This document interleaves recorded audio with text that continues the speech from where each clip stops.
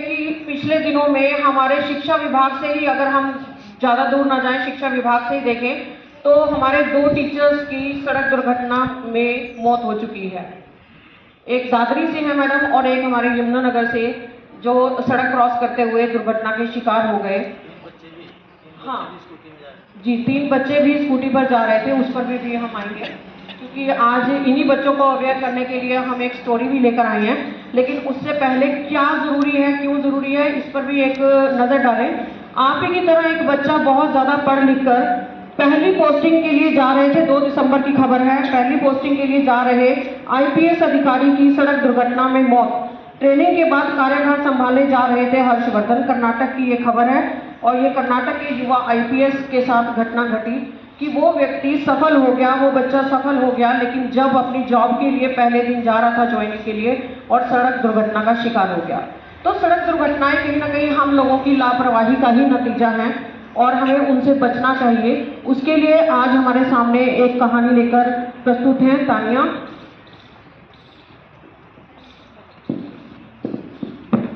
Good morning respected principal ma'am, teacher and all my dear friends. आज मैं आपको एक कहानी सुनाने जा रही हूँ। सोनू और अरविंद 2 मित्र हैं। दोनों साइबर कैफे में जाते हैं। वहाँ वे कार रेसिंग वाला वीडियो गेम खेलते हैं। सोनू गेम में तेज गति से कार चलाता है और विजयी भी होता है। सोनू को असली कार चलाने का बहुत शौक है और उसके पिताजी उसे कार चलाने नहीं देते।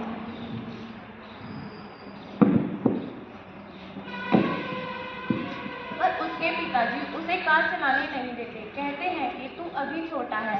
अरविंद भी सोनू के पिताजी की बात से सहमत था कि उसे कार चलानी नहीं चाहिए। सोनू तर्क देता है और कहता है कि मेरे अंकल का बेटा अभी 13 वर्ष का ही है और वह कार चलाता है, किंतु ड्राइवर की बगल में बैठकर चलाता है। अरविंद ने कहा, ड्राइवर के साथ बैठकर तुम भी कार ड्राइव कर सकते हो। सोनू के पिताजी 15 दिन के लिए बाहर गए हुए थे, इसलिए उसे अरविंद का विचार अच्छा लगा। अरविंद और सोनू दोनों ही अरविंद के ड्राइवर के साथ कार चलाना सीखते हैं। ड्राइवर ने उसे पहले कार के पुर्जों के बारे में जानकारी दी और पुर्जों के प्रयोग के बारे में बताया, किंतु उन्हें कभी अकेले कार चलाने नहीं दी। उन्हें केवल कार स्टीयरिंग पकड़कर कार चलाने तक ही सीमित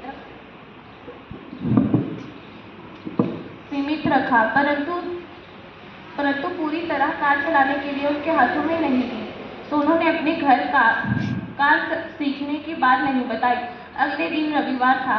अरविंद का ड्राइवर उस दिन नहीं आया था। सोनू बहुत निराश हो गया। वह अरविंद से कहता है, चलो आज हम अकेले कार चलाने जाते हैं। अरविंद ने तर्क देते हुए कहा कि हमें अकेले कार नहीं चलानी चाहिए, किंतु सोनू की उदासी देखकर अंत में अरविंद मान गया। कार घर से बाहर निकाली और घर के पास के सर्विस लॉन में कार चलाने लगे। अरविंद कार चला रहा था और बहुत खुश था। वह कार तेजी से चलाने लगा। वहाँ कुछ लोग सैर कर रहे थे, जो व्यक्ति सड़क के बीचों बीच चल रहे थे। अरविंद ने हॉर्न दिया तो उनमें से एक व्यक्ति हट गया, दूसरा नहीं हटा। घबराहट में ब्रेक पर पैर रखने की अपेक्षा एक्सीलेटर पर पैर रख दिया। कार की स्पीड और तेज हो गई। उस व्यक्ति को टक्कर लग गई। वह गिर पड़ा और उसकी कमर की हड्डी टूट गई। उधर कार का संतुलन बिगड़ गया और वह डिवाइडर से टकरा कर रुक गई। लोगों ने दुर्घटना की सूचना पुलिस को दी और पुलिस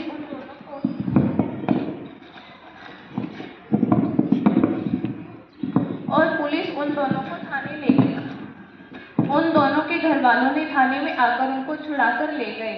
दोनों ही बहुत घबरा गए थे और दोनों ने बालिग होने तक कभी भी कार न चलाने का वादा किया।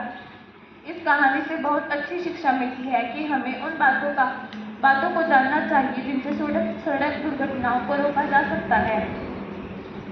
जैसे हमें सड़क के नियमों का प्रचार और पालन करना चाहिए। माता पिता छोटे बच्चों को गाड़ी चलाने की अनुमति न दे। सड़क सुरक्षा के नियम का उल्लंघन करने वालों को प्यार से समझाना चाहिए। गाड़ी की देखभाल करनी चाहिए और सदा ही कम गति पर चलाना चाहिए, जिससे गाड़ी और सवारियां दोनों ही सुरक्षित रहें।